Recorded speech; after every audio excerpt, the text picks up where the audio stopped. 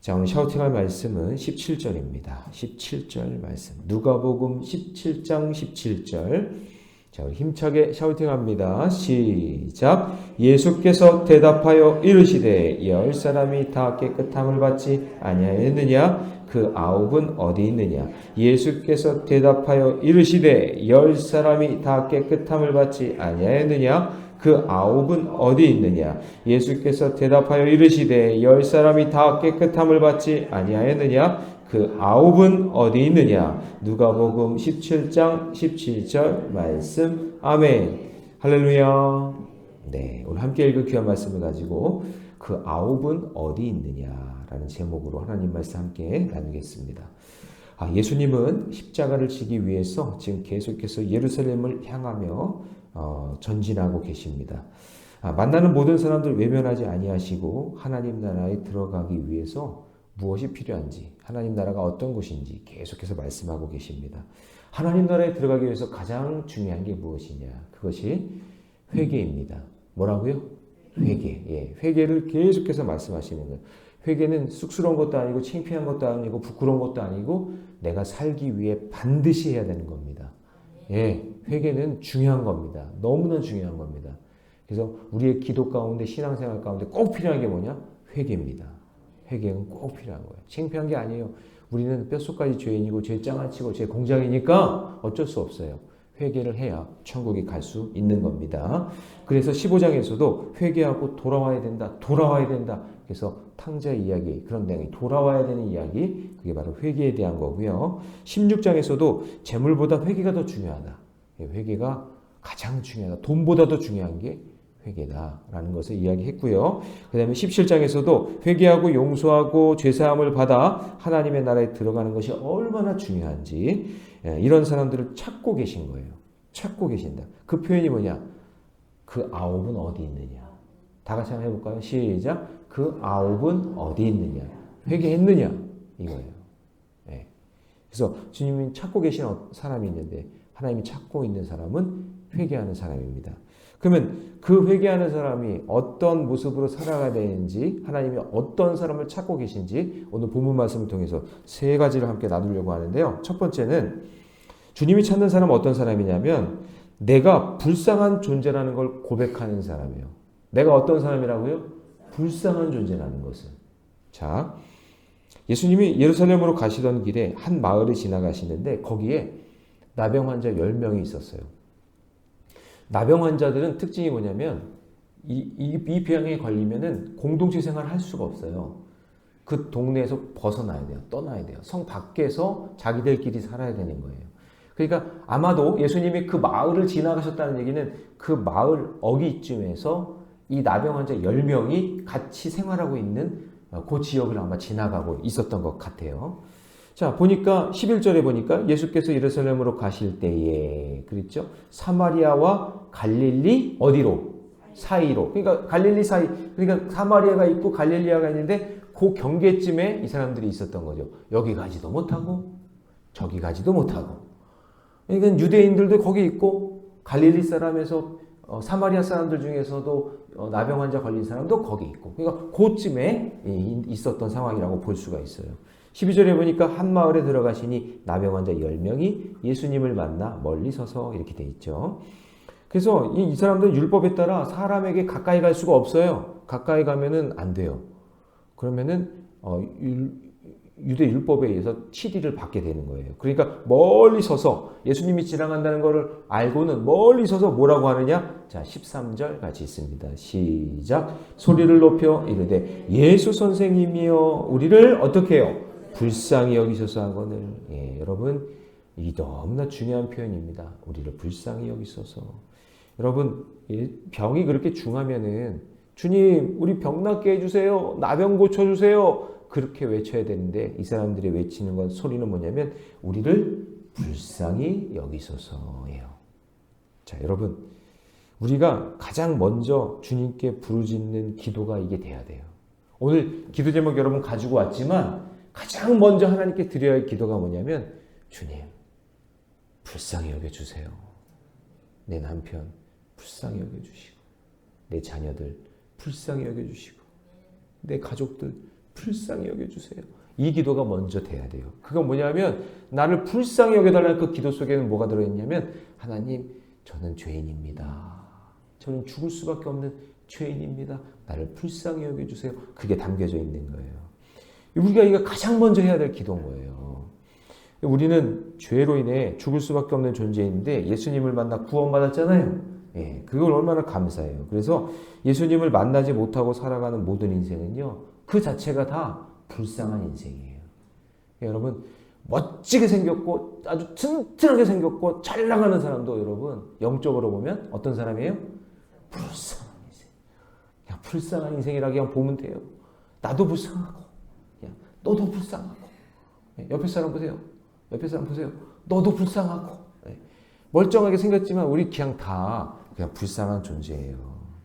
여러분 사실 우리의 불쌍한 것은요 나병에 걸린 불쌍함보다 잘 들어보세요. 더 크고 그냥 근본적인 불쌍함이에요. 그냥 본질적으로 우리는 그냥 불쌍한 존재예요. 어떤 사람이 아무리 잘 산다고 해도 그 사람은 여전히 불쌍한 사람이에요. 예. 우리는 건강하고 뭐 부유하게 사는 사람이 나병에 걸려서 죽어가는 사람보다는 덜 불쌍하지 않나요? 아이 목사님 나병 걸려서 죽어가는 사람보다 저렇게 잘 먹고 잘 살고 떵떵거리고 저렇게 살아가는 사람은 좀 저 사람이 왜 불쌍한가요? 이런 생각 들잖아요. 나병 걸린 사람이 더 불쌍해 보이잖아요.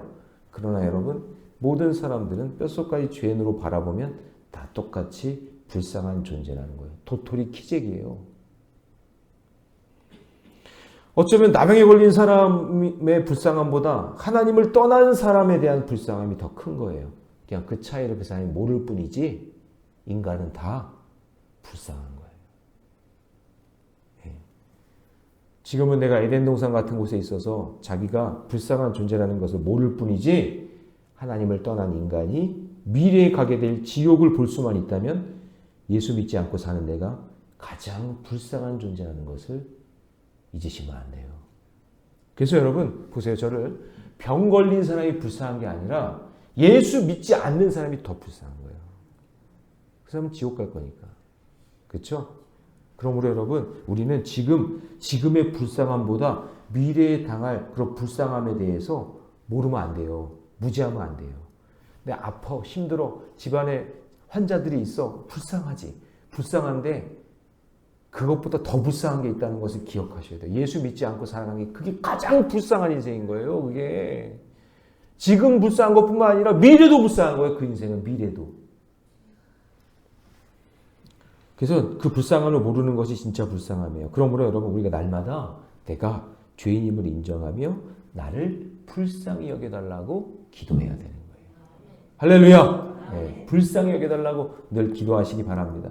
하나님은 우리가 불쌍히 여겨달라는 기도를 들으시고 긍휼을 베풀어 주시는 거예요. 그게 이제 14절이에요. 같이 있습니다. 시작. 보시고 이르시되 가서 제사장들에게 너희 몸을 보이라 하셨더니 그들이 가다가 깨끗함을 받은지라. 할렐루야. 예, 예수 만나고 구원 얻으니 하나님이 깨끗함을 얻게 해주는 거예요. 근데 여기서 제사장에게 내 몸을 보이라는 얘기는 뭘까요? 나병의 완치 판정은 누가 결정해 주냐면 제사장이 결정하거든요. 그러니까 제사장에게 먼저 보이라 라고 이야기하는 거예요. 자, 그럼 여러분 적용 질문 드립니다. 요즘 내가 주께 간절히 부르짖는 기도 제목은 무엇입니까? 세상 성공 물질입니까? 아니면 나를 불쌍히 여겨달라는 기도입니까? 여러분 바라기는 나를 불쌍히 여겨달라는 기도를 날마다 하세요.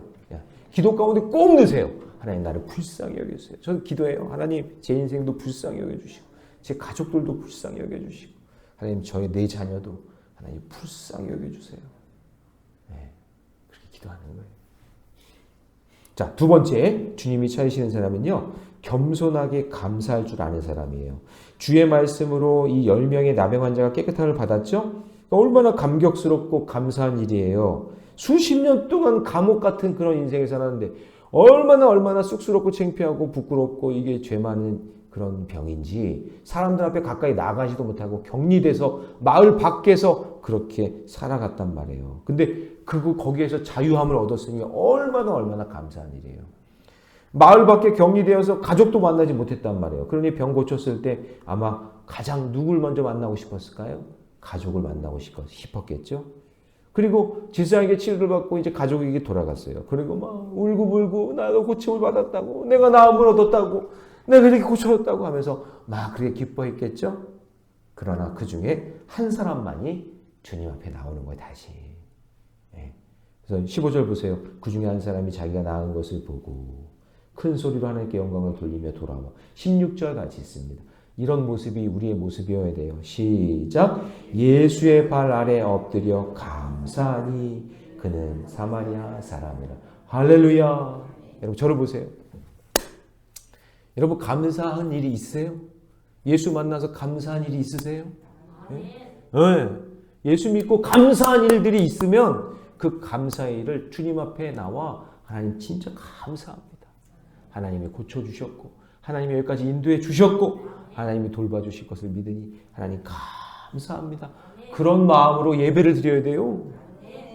그 예배 드릴 때 감사한 마음을 빼앗기면 그 예배는요 성공하지 못하는 거예요. 예배 성공하려면 하나님 앞에 집중하려면 감사의 마음으로 예배 드려야 돼요. 그 인간 보면 안 돼. 응? 내가 싫어하는 그 사람 보면 안 되고 저 인간이 왜 내 옆에 앉았어? 왜 저 옷을 입고 왔대? 목사님이 오늘은 왜 헤어스타일이 왜 저래? 막 그리고 하면서 딴 거에 집중하면 안 돼. 오직 주님께만 집중하면서 감사한 마음으로 지난 날을 생각해 보면서 하나님 저 이렇게 해주셨죠? 하나님 이렇게 해주셨죠? 하나님이 인도해 주셨죠? 하나님이 살게 해주셨죠? 하나님 감사한 마음으로 예배 드릴 때 그런 사람을 하나님 찾는 거예요. 누가 많이 감사하고 있나? 누가 나에게 집중하고 있나? 그거를 보시는 거예요. 근데 그날부터 천대받았던 이게 사마리아인인데요. 여기 보니까 16절을 보니까 예수 발 앞에 엎드려 감사하니 그는 어떤 사람이래요? 사마리아. 사마리아는 이방인이고 버림받았고 개취급 당했던 사람이거든요. 그러면 9명은 누구예요, 그럼? 아까 사마리아와 갈릴리 그 경계에 있었다니까 사마리아 한 사람이 유대인이니까 나머지 9은 어떤 사람이야? 유대인이지 뭐 유대인. 자, 근데 유대인들은 그토록 경멸했던 그 사마리아 사람 한 사람은 예수님께 나와서 감사하고. 근데 유대인, 자기들이 주인이라 얘기하고 자기들이 선택받았다고 생각하는 그 유대인들은 감사하지 않고 돌아오지 않는 거예요. 여러분, 최소한의 도리를 지키지 않고 사라져버린 이 9명, 이 9명이 감사하지 않는 사람이에요. 이게 우리의 모습일 수 있어요. 우리는 그냥 하나님께 이거 달라, 저거 달라, 고쳐달라, 뭐 해달라 이런 요청만 하지 감사할 줄 몰라요. 지난날 우리가 이렇게 하나님이 인도해 주시고 이렇게 회복시켜 주시고 이렇게 교회에서 예배 드릴 수 있고 이렇게 해주셨던 지난날의 감사는 잃어버리고 맨날 이거 달라, 저거 달라 그냥 이것만 사는 거예요. 그러니까 9명에 9명, 90%. 여러분 지금 하나님께서 여러분을 인도해 주신 것에 대해서 감사하시기 바랍니다. 아멘. 할렐루야. 아멘. 그래요. 그러니까 첫 번째 뭐라고요? 불쌍히 여겨달라. 두 번째 감사. 이거 완전히 다른 거예요. 나병 환자들은 고쳐달라를 외치는 사람을 하나님이 찾고 있는 것 같다고 생각하는데 그게 아니라 도리어 하나님 앞에 어떻게 하는 사람, 나를 불쌍히 여겨달라고 하는 사람을 찾고 계시고 감사를 고백할 줄 아는 사람을 찾고 계신 거죠. 어떤 분이 평생 교직 생활을 하다가 은퇴할 때 어느 날 제자로부터 감사하는 편지 한 통을 받았어요. 너무 반가워서 답장을 썼는데 그 선생님이 울면서 이런 편지를 썼대요. 내 평생 교직 생활하면서 회의를 가졌었는데 그러니까 뭐냐면 아휴 괜히 내가 교사했다. 내 평생 그냥 후회만 남네. 뭐 이런 마음으로 이렇게 살았다는 거죠. 그런데 자네 편지를 받고서야 나의 50년간 교직 생활이 헛되지 않았음을 알게 되었네. 감사 편지는 자네에게 처음이야. 이렇게 했대요. 여러분 제가 오늘 숙제 하나 드릴게요. 오늘 기도하다가 감사한 사람이 한번 떠올리면 카톡이라든지 손편지든지 저 감사를 한번 고백해 보세요. 하나님이 그 사람을 찾는다니까요. 감사하는 사람을 찾는데요. 그럼 하나님 저 여기 있어요. 할 때 너 긍휼히 여겼니? 너 감사했니? 그렇게 물어보시면 뭐라고 얘기할 거야? 아니요, 저 안 했는데요. 그럼 넌 9명이야. 90%야. 해당이 안 돼. 긍휼히 여기고 감사하는 사람을 찾으니까. 여러분 오늘 숙제예요. 내가 오늘 감사한 사람한테 편지 한번 보내보세요. 그게 하나님이 기뻐하시는 일이에요. 그 사람을 찾고 있는 거예요. 감사의 고백. 그러므로 여러분 언제나 하나님 앞에 겸손하게 나와 감사를 고백할 수 있는 저와 여러분이 되시기를 주님의 이름으로 축원합니다. 적용 질문 드립니다. 지금 내가 처한 겸손한 환경은 무엇입니까? 그 환경에서 끝까지 감사합니까? 아니면 불평을 쏟아내고 있습니까? 나를 겸손하게 만드는 환경 속에서 감사를 고백하는 믿음의 백성 되시기를 주님의 이름으로 축원합니다. 자, 마지막 세 번째. 주님이 찾으시는 사람은요. 하나님께 영광을 돌리는 사람입니다. 자, 예수님이 10명 중 사마리아 사람 외에 나머지 9은 어디 있냐고 물어보십니다. 자, 우리 샤우팅한 말씀이죠. 17절 다시 한번 읽어봅니다. 시작. 예수께서 대답하여 이르시되 10사람이 다 깨끗함을 받지 아니하였느냐? 그 9은 어디 있느냐? 깨끗함을 받은 나머지 사람들에게도 예수님은 관심을 갖고 계세요. 자, 그러면 이런 거예요. 지금 여러분, 예수님은 여러분들이 감사할 때를 지금 기다리고 계시는 거예요. 야, 아무개 장로가, 아무개 권사가, 아무개 집사가 언제 감사하나? 얘가 감사할 줄 모르네. 언제 감사하지? 예. 그러니까 그 9은 어디 갔느냐? 이 물음에는요, 병 고침 받는 것이 전부가 아니라는 거예요. 예수님은, 우리는 병 고침 받은 게 전부고 그게 끝이라고 생각하는데 예수님은 그게 아니라 병 고침을 받았는데 그 다음 할 게 있어야 되는데 그거를 지금 기대하고 계시는 거죠. 그래서 이 질문은 그들이 찾아와 감사하지도 않아서 괘씸해서가 아니에요. 그게 아니에요. 서운해서도 아니에요. 꾸짖으려고 그러시는 거 아니에요. 이게 신앙의 아주 중요한 과정이기 때문에 그걸 가르쳐 주시려고 그러는 거예요, 우리에게. 우리가 긍휼을 구하면서 기도했어요. 고쳐달라고 간절히 기도했어요. 그래서 고침 받았어요. 그리고 감사를 고백하고 난 다음에 그 다음에 또 해야 될 일이 있다는 거예요. 그게 무엇이냐? 그것은 뭐냐? 이 모든 것이 하나님께서 하셨으니 하나님께 영광을 돌려야 된다. 그 얘기예요. 나의 공로가 아니라 하나님이 하셨다. 그래서 병 고침보다 더 소중한 것이 있는데 그것을 모르고 그냥 돌아갔냐라는 말이에요. 그러면 그 더 소중한 것이 무엇일까요? 그것이 바로 하나님께 내가 구원받은 것에 대해서 하나님께 영광을 돌리는 거예요. 할렐루야. 예. 그래서 오늘 성도들 대부분이 병 고침에 만족하는 상태예요. 병 고쳐지면 그러면 거기서 끝이에요. 그게 아니라 이 병은요, 얼마 있으면 또 우리 병 걸려요. 그렇잖아요. 여러분 또 병 걸릴 거잖아요. 우리 또 아플 거잖아요. 제가 미리 예언을 할게요. 여러분 또 아플 거예요. 아니 맞잖아요. 영원히 안 아프고 어떻게 살아? 그 또 하나 예언할까요? 여러분 다 죽을걸요? 영원히 살 거예요, 여러분? 영원히 살 거냐고요? 그거 아니잖아요. 우리가 영원히 살 것은 천국에 가는 거잖아요. 그러면 뭐를 통과해야 돼? 죽음을 통과할 수밖에 없잖아요. 그러니까 우리는 어차피 언젠간 죽을 거란 말이에요.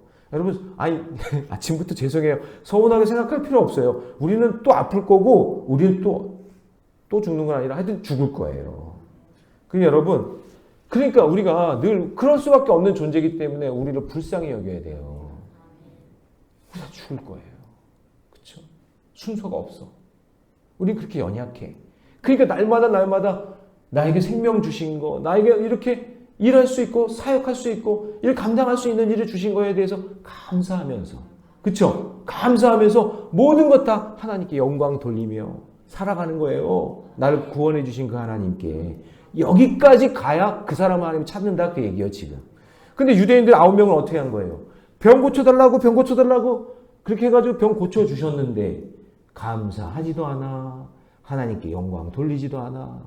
이 사마리아 사람만 감사하며 온 거예요. 근데 감사하며 왔으니까 온 김에 가르쳐 주는 거예요. 가르쳐 주신 게 뭐냐? 자, 18절 같이 있습니다. 시작. 이 이방인 외에는 하나님께 영광을 돌리러 돌아온 자가 없느냐 하시고 19절 다 같이 시작. 그에게 이르시되 일어나 가라. 내 믿음이 너를 어떻게 해요? 구원하였느니라. 너 믿음으로 구원받았다 라고 하면서 하나님께 영광 돌리며 살아가는 인생이 되라고 가르치고 계시는 거예요. 예. 그러면 오늘 그 9명 어디 갔느냐라고 물어보시는 그 하나님의 음성을 듣고 우리도 우리의 신앙의 수준이 하나님 찾는 사람이 그냥 병 고쳐달라는 그런 게 아니라 첫 번째, 하나님 저를 긍휼히 여겨주세요. 불쌍히 여겨주세요. 두 번째, 하나님 감사합니다. 그리고 하나님께 모든 영광을 돌립니다. 우리 구원해 주신 하나님 감사합니다. 그렇게 영광을 돌릴 수 있는 저와 여러분이 되시기를 주님의 이름으로 축원합니다. 적용 질문 드립니다. 내가 병 고침으로 더 귀한 구원의 상급을 받은 것은 전해야 할 사람이 누구입니까? 불쌍한 나를 통해 병 고침을 받은 나를 통해 하나님의 영광을 드러내고 전하며 살아가기를 주님의 이름으로 축원합니다. 기도하겠습니다. 사랑의 하나님, 주님의 은혜 감사합니다. 병 고침만 바라며 기도하지 않고 주께 불쌍히 여겨달라고 기도했던 저희들의 죄를 용서하여 주시고 주님, 우리의 인생의 길에 나를 불쌍히 여겨주시며 온전하게 주님께 감사를 고백하며 그리고 하나님께 영광을 돌리며 살게 하여 주옵소서. 바라기는 감사함을 잊지 않고 날 구원해 주신 그 주님의 은혜를 늘 간직하고 그리고 그것을 전하는, 울더라도 전하는 그런 우리 사명자로 살게 하여 주옵소서. 이 모든 말씀을 주 예수님의 이름으로 기도하옵나이다. 아멘.